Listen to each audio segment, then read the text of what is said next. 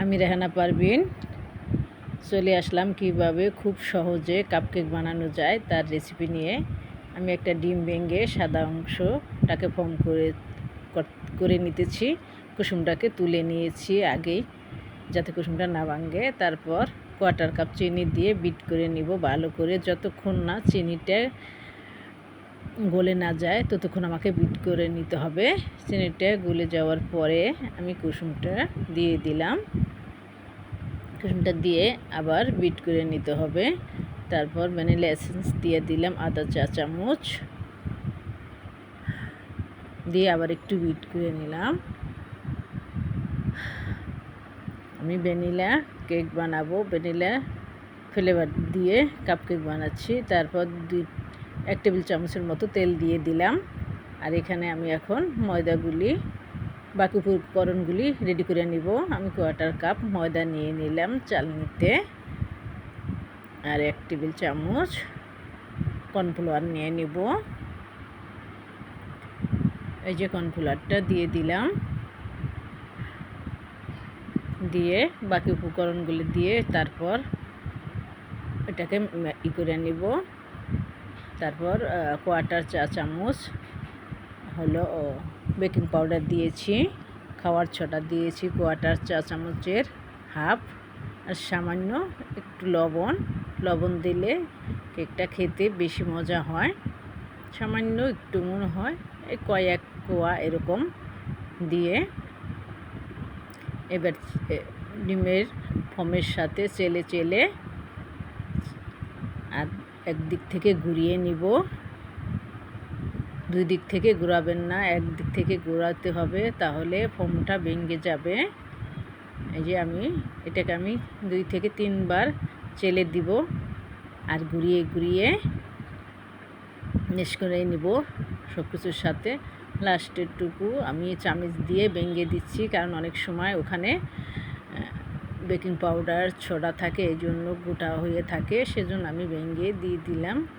এই যে এটা যদি মনে করেন একটু ঘন হয়ে যায় তাহলে একটু দুধ দিতে পারেন আপনারা। সামান্য একটু দুধ দিলে ব্যাটারটা ভালো হবে।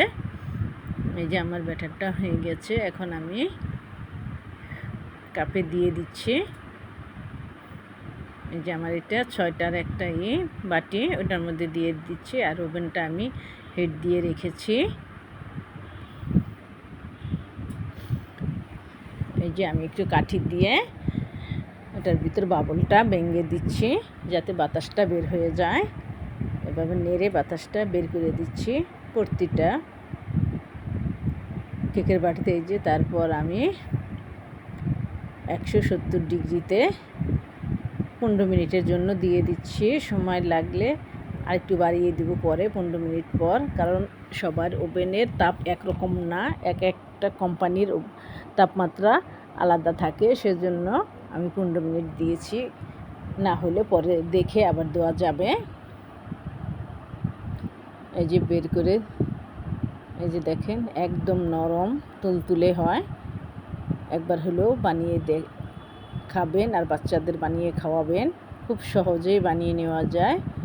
আর এখন ক্রিমটাও বানাইতে খুব সহজ হয়। ভিভো ক্রিম আছে, টপিক্যাল ক্রিম আছে, এটা শুধু বের করে ফর্ম করে নিলেই হয়।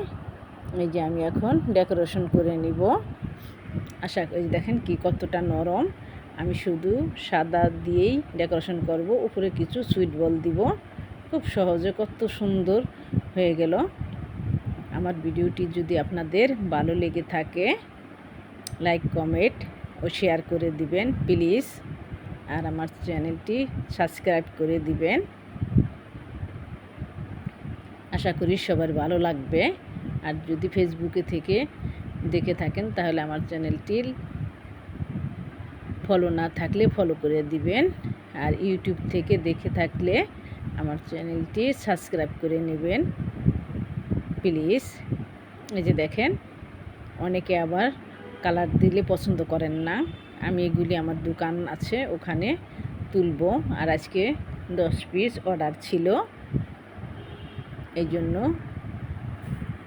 12 পিস বানিয়ে নিলাম। এই যে কিছু সুইট বল উপরে দিয়ে দিব। দেখছেন কত চট জলদিতে হয়ে গেল। চট জলদি করে কত সুন্দর কেক হয়ে গেল। বাচ্চারা খুবই পছন্দ করেন আর খেতেও খুবই মজার হয়। আমরা বাসায় যে বানাই একদম নরম তুলতুলে থাকে, দোকানেরগুলি একটু শক্ত থাকে। তাই আপনারা খুব সহজেই বানিয়ে নিতে পারবেন। আর ইউটিউবে আজকাল অনেক চ্যানেলেই আছে, দেখেও আপনারা শিখে নিতে পারবেন। এই যে বানিয়ে নিচ্ছি। আর আমার ভিডিওটি যে যেখান থেকে দেখেছেন সবার জন্য আমার তরফ থেকে অনেক অনেক দোয়া ও ভালোবাসা রইল। আশা করি আপনারা ভালো থাকেন, সুস্থ থাকেন। আমার জন্যও দোয়া করবেন, আমি যেন আপনাদের আরও ভালো ভালো রেসিপি উপহার দিতে পারি। আর পাশে থাকবেন আশা করি। এই যে দেখেন অসাধারণ হয়ে গেল চটজলদি। সবাই ভালো থাকেন। তাহলে আজকের মতো এখানে বিদায় নিচ্ছি। আল্লাহ হাফেজ।